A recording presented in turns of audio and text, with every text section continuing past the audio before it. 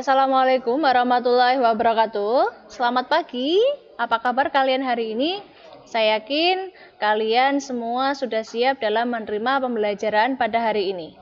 Dalam pertemuan kali ini, kita akan melanjutkan dari materi yang sebelumnya, yaitu evaluasi dan pengendalian kualitas produk bagian kedua untuk kelas 12. Baik, silakan kalian perhatikan slide yang ada di layar kalian. Di sini saya akan membahas mengenai pendekatan pengendalian kualitas produk yang nantinya akan kita bahas ada 3 bagian.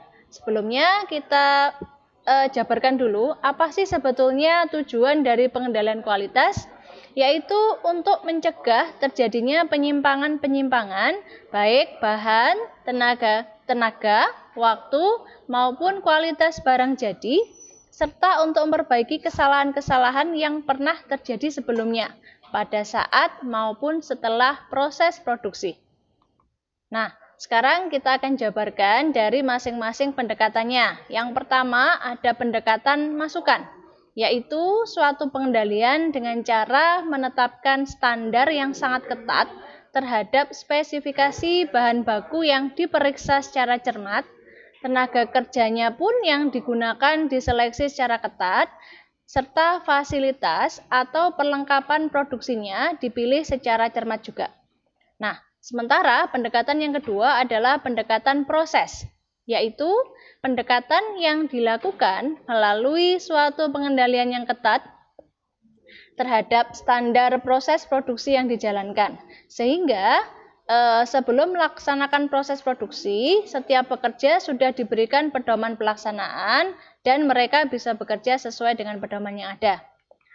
Pendekatan yang ketiga adalah pendekatan pengeluaran atau keluaran, di mana pendekatan ini dilakukan dengan melihat kesesuaian produk akhir dengan pesanan atau standar yang telah ditetapkan, yaitu dengan memeriksa sampel produknya.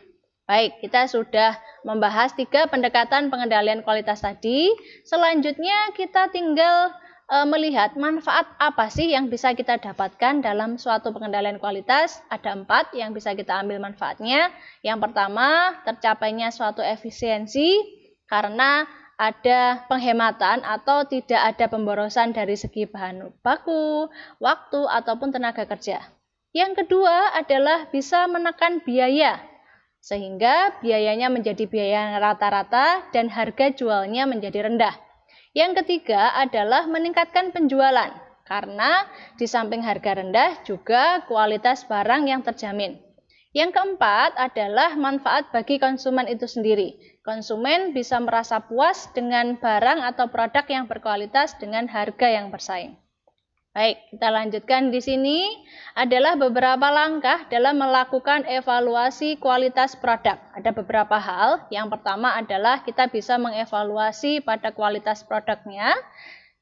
Hal ini kita lakukan dengan cara pengendalian mutu atau quality control. Kemudian kita mencari suatu cacat produknya, serta segera melakukan perbaikan. Sehingga perusahaan dalam hal ini harus menentukan standar kerusakan produknya maksimal 2% saja. Yang kedua adalah evaluasi terhadap persepsi karyawan. Hal ini dilakukan untuk mengevaluasi tingkat komitmen para karyawan dan manajernya terhadap suatu kualitas yang ada. Ini untuk internal saja. Yang ketiga adalah evaluasi tingkat kerusakan produk, di mana evaluasi ini dilakukan untuk mencari penyebab terjadinya kerusakan seperti kualitas bahan, keteledoran karyawan, ataukah mesin yang sudah tidak layak pakai, dan yang lainnya, sehingga evaluasi ini bisa dijadikan strategi bisnis perusahaan di masa yang akan mendatang. Baik, demikian untuk materi yang bisa saya sampaikan di pertemuan kali ini. Jangan lupa setelah ini silakan kalian kerjakan untuk soal ulangan harian yang bisa kalian lihat pada file materi di akun Taruna kalian. Jangan lupa upload hasil pekerjaan kalian dan selamat belajar, tetap jaga kesehatan serta semangat. Demikian, sampai jumpa di pertemuan berikutnya. Saya akhiri. Wassalamualaikum warahmatullahi wabarakatuh.